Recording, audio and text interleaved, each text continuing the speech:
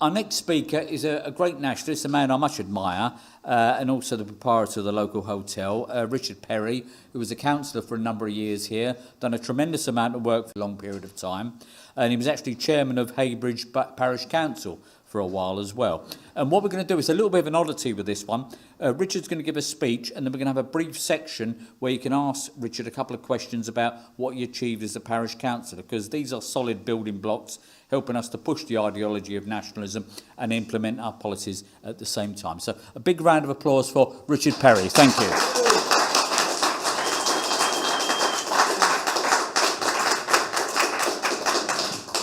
Thank you. Can you hear me? Yeah, great. Welcome to Essex, the home of the stiletto and the miniskirt. Nice to see you travel to Essex and spend your money in Essex. And I'm glad you've all picked a really salubrious hotel. Mike asked me to have a little chat to you all about parish councils. When I first got involved, everyone would say, "Oh, leave the parish councils, don't worry about that election, let's fight the big elections." But if you don't live in a unitary authority, then you have parish councils, district councils and county councils. So the best way to get involved in politics is to start at parish level and to learn your stuff, win elections. It's just the same winning a parish or town council seat as it is winning a county council or a borough seat. So you go through the same rigmarole and you build up continuity with the voters that vote for you, that appreciate what you do and support you, basically. So to win bigger seats, you need to start winning in clusters, so clusters of parish councils, and then you can move on to win district seats. So in Essex, we've got a lot of parish councils, so we started getting involved with winning seats. The ward I targeted was, the parish council I targeted. In the district, there's three big main councils, Malden, Heybridge and Burnham. Heybridge was the second biggest council in what is known as John Whittingdale's constituency, which is one of the safest Conservative seats in the country. I think it comes to number 4 and number 5. So when we turned up in 15 years ago and started contesting elections and learning the whole process, it was a real learning curve. And I would urge every nationalist in this country to get yourself on a parish council seat. There's no people. I've heard people say so many times, "Oh, I couldn't. I get so angry." Well, don't get angry. Get even. Is what I would say. Believe me, I've heard that so many times. But these people that are all angry, you sit and watch, listen, work out what's going on in your council. Just chatting to Chris earlier. Ask questions. Act like the new guy. When you get elected, and you will get elected, just ask them questions. How does this work? I'm new. And you ask them poignant questions. Where's the money going? What they're spending the money on? And eventually you will gain respect from people that initially hate you or don't even like you. And then they realise that you're perhaps the best person for the job. And before you know it, they're supporting you and electing you to the chairman, as the chairman. As the chairman, you get the casting vote. You get to set the agenda of the meeting. I mean, the parish I was on, it was 12 members. So a lot of these parishes haven't got a full slate of councillors on, so you can actually walk onto a council and be co-opted. If they won't co-opt you, you can call an election, get 10 local residents to sign your petition, and then start a by-election, which costs the parish council money. So it's not in their interest for you to fight elections. So they will co-opt you on. So you don't have to wait till every 4 years. There's many empty seats. People become ill, they leave,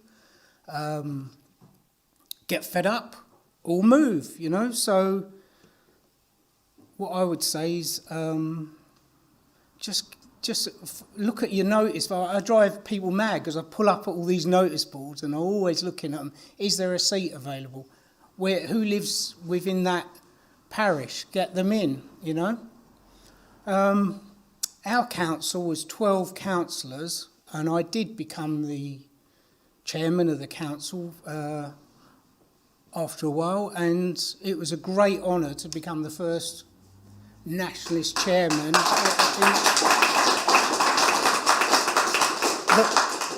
that run quite a big and prestigious council, and we had like £250,000 with our precept and our income to spend back in the community. So you've got to obviously vote for that, for what you spend your money on, but it's great to spend it back in the community, stipulating you want British goods, local people doing jobs for you, repairing, your play equipment, whatever your responsibilities are. You can just spend back in the community, and you can stop them getting their pals in, because we've always used this person. We say, no, what about the local guy, you know? So that's one thing I stipulated, and first thing we did was just put a load of dog bins in. Simple thing like that, and it changed overnight. It's a really cheap, simple. It's called dog shit politics. It's the cheapest thing you can do is put dog bins in and have them emptied. It was just a win-win overnight. We obviously made really good St George's Day ceremonies, and I even got one of the guys to, because it was Heybridge and Morden are separated by the River Blackwater. Morden used to get all the swimming pools and, the libraries and things like that. And Heybridge got all the allocation of the housing. You know, we felt that we got the rough end of the deal.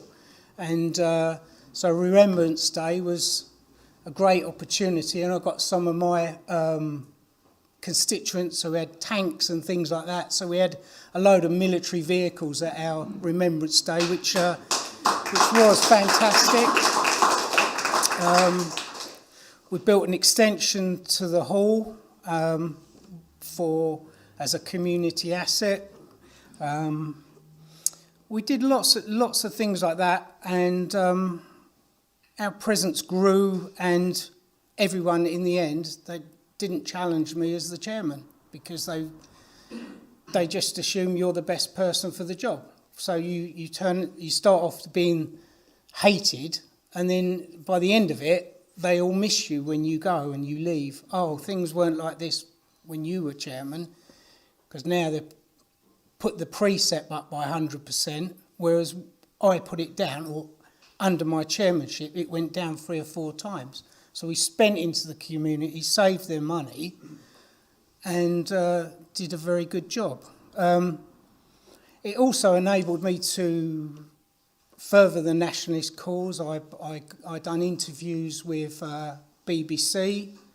They made a short programme about me in Sky News, and I was on Newsnight once.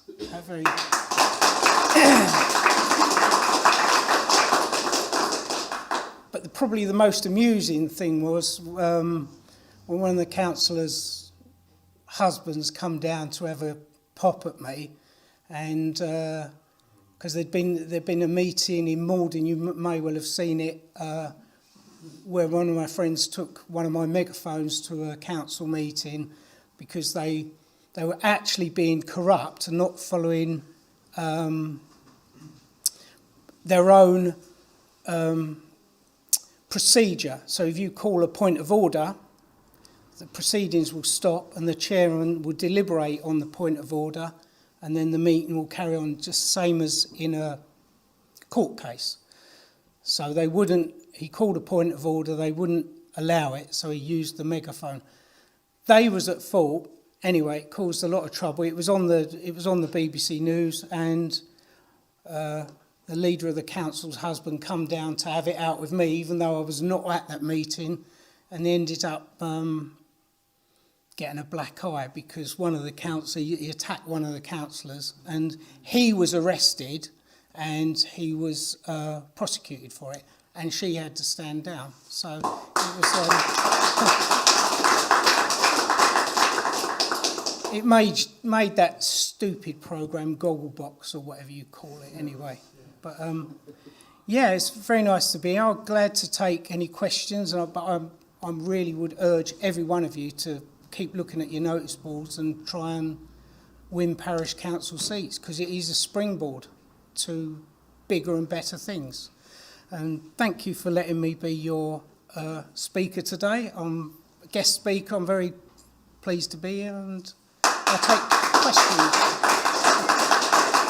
questions.